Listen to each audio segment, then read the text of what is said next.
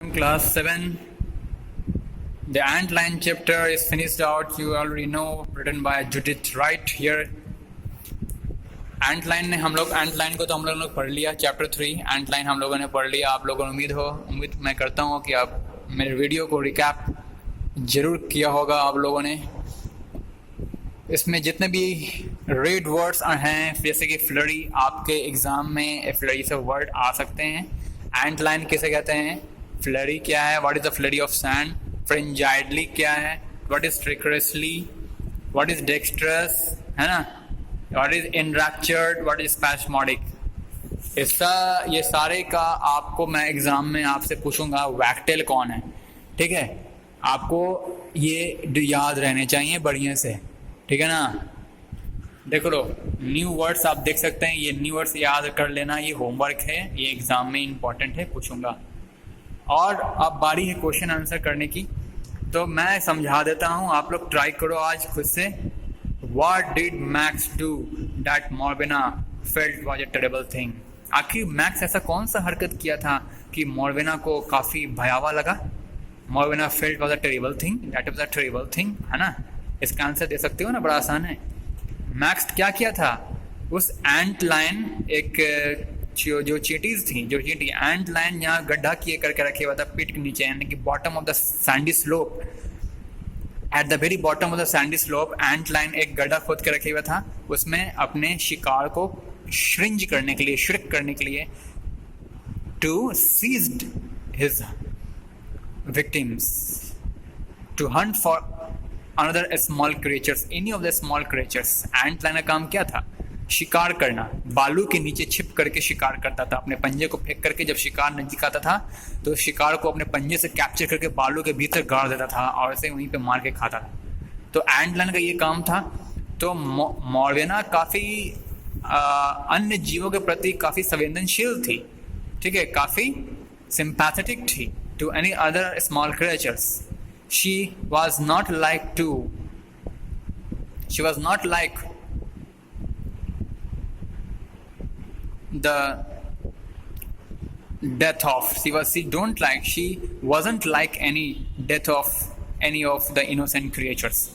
She was not like that kind of incidents in which some small creatures got entangled into the pit of any ant lions, ठीक है, any big ants such as ant lions. She did not like such kind of incident to be happen generally with innocent any creatures. किसी भी मासूम प्राणी के साथ ऐसा घटना हो सके, ऐसा मोरवेना को बिल्कुल पसंद नहीं था. तो मोरवेना नहीं चाहती थी कि मैक्सी भी ऐसा कोई हरकत करे जिससे कि कोई स्मॉल क्रिएचर्स एंट लाइन के कब्जे में जा गिरे और ख़त्म हो जाए. और मैक्सी वही गलती करता था. What did Max do that Morwenna felt was a terrible thing? तो मैक्स वही ना हरकत किया था, एक छोटे से कीड़े को, एक छोटा सा जो इंसेक्ट था, या चींटी ही होगी, वो सैंडी स्लोप के ऊपर उठते मतलब अपने आप इंक्लाइंड अप होते जा रहा था, चढ़ते जा रहा था, सैंडी स्लोप की ऊंचाई तक पहुंच गया. ऊंचाई तक पहुंचने के बाद उसके एक टहनी को पकड़ के पीछे की ओर धक्का दे देना काम करता था, उसके ट्विग को पकड़ के पुश कर देता था from the very top of sand slope to the bottom. इस हरकत से मोरवेना काफ़ी भयभीत, मैक्स के इस हरकत से मोरवेना काफ़ी भयभीत हो गई थी.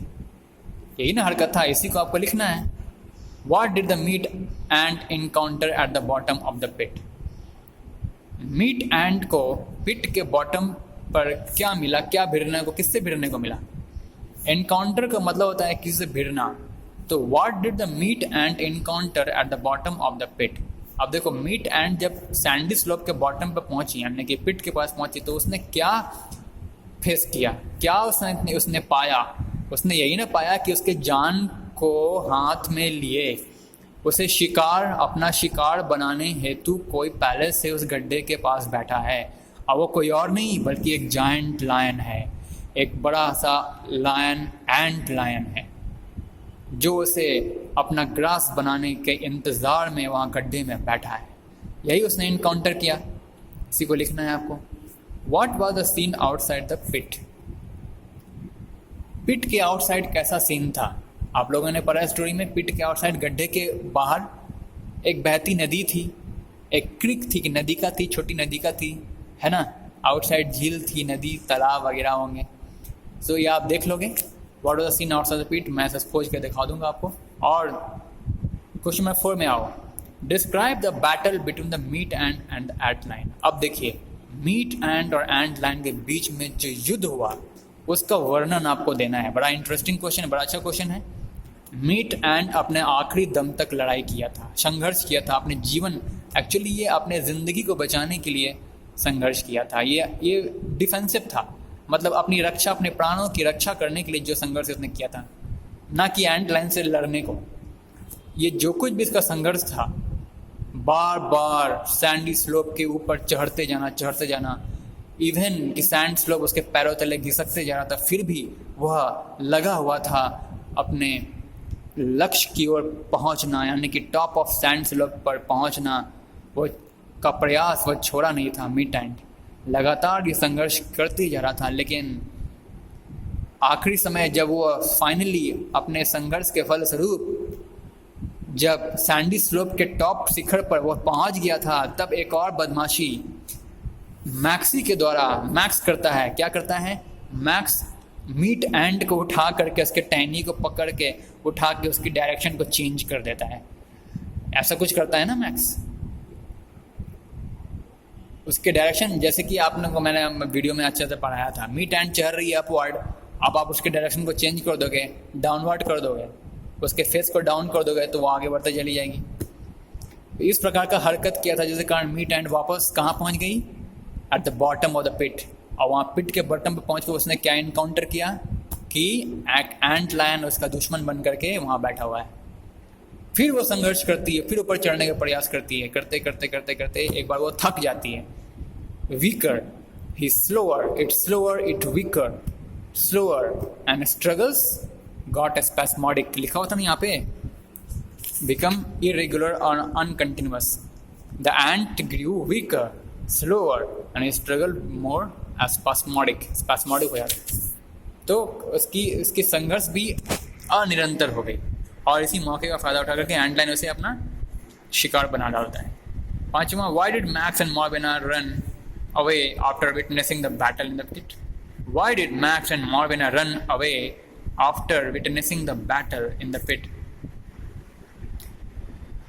बैटल को विटनेस करने के बाद, यानी कि दोनों के बीच में जो फाइट हुआ था, युद्ध को देखने के बाद, युद्ध के गवाह होने के पश्चात वे दोनों उस जगह को छोड़ करके वहाँ से चले क्यों गए? क्योंकि वे काफ़ी डिस्टर्ब हो गए थे, हैरास्ड हो गए थे। बिल्कुल, ये लास्ट में इसका आंसर आपको मिलेगा, हाँ ना, यहाँ पे मिलेगा। दोनों max said he stood up, हाँ मॉर्वेना इनफ, और ये बहुत हो गया। मैक्सी भी इसे देख करके काफ़ी उदास हो चुका था, डिटैच्ड हो चुका था इन हादसों को देख करके, और पेंटिंग करने लगा था मैक्सी और वो दोनों जा करके। At last they stop near the creek far from the pit, exhausted and panting. Panting मतलब विलाप करना, रोना, विलखना, पश्चाताप करना। एग्जॉस्टेड मतलब बिल्कुल टेंसाइल मोड में हो जाना। उन दृश्यों को देख कर वो फाइट में बेचारे मासूम क्रिएचर्स मारे जा रहे हैं एंट लाइन के हाथों, इसे देख करके वो लोग काफ़ी हतोत्साहित हो गए थे, है ना। हतोत्साहित हो जाने के कारण वे दोनों उस जगह को छोड़ करके चले गए। हतोत्साहित होने के कारण, निराश, डिसअपॉइंटमेंट के कारण, डिस्करेजमेंट और डिसअपॉइंटमेंट के कारण आप लिख सकते हो, ठीक है। आगे 6 को देखो मैं हिंट कर दे रहा हूँ, आप प्रैक्टिस करना आज। Although Morwenna knew that they were cruel to the ant, she did not help it. देखो आप लोग प्रैक्टिस कर रहे हो कि नहीं, मैं चेक करूँगा, आपको रफ कॉपी में देखूंगा, ठीक है। as per your principal ma'am's advice and order. Although Morwenna knew that they were cruel to the ant, she did not help it. What does this tell you about her? Although Morwenna knew that they were cruel to the ant,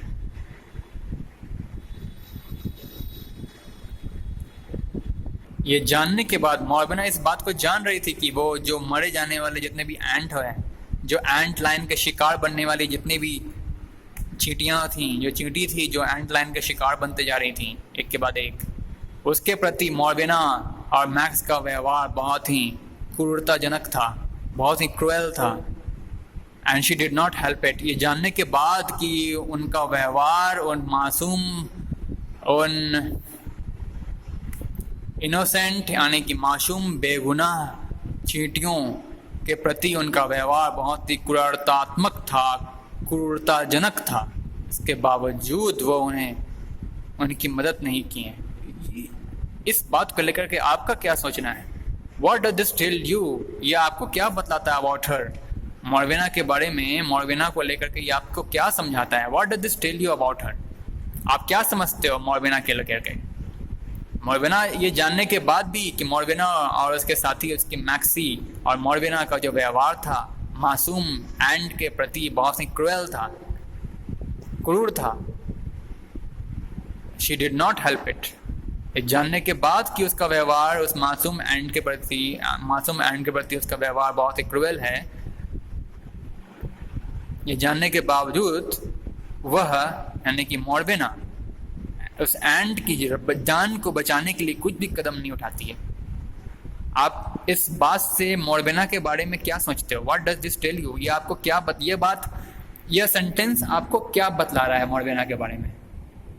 यही ना कि उसकी माँ मॉर्वेना की माँ उसे समझाती थी कि ये प्रकृति का एक विधान है।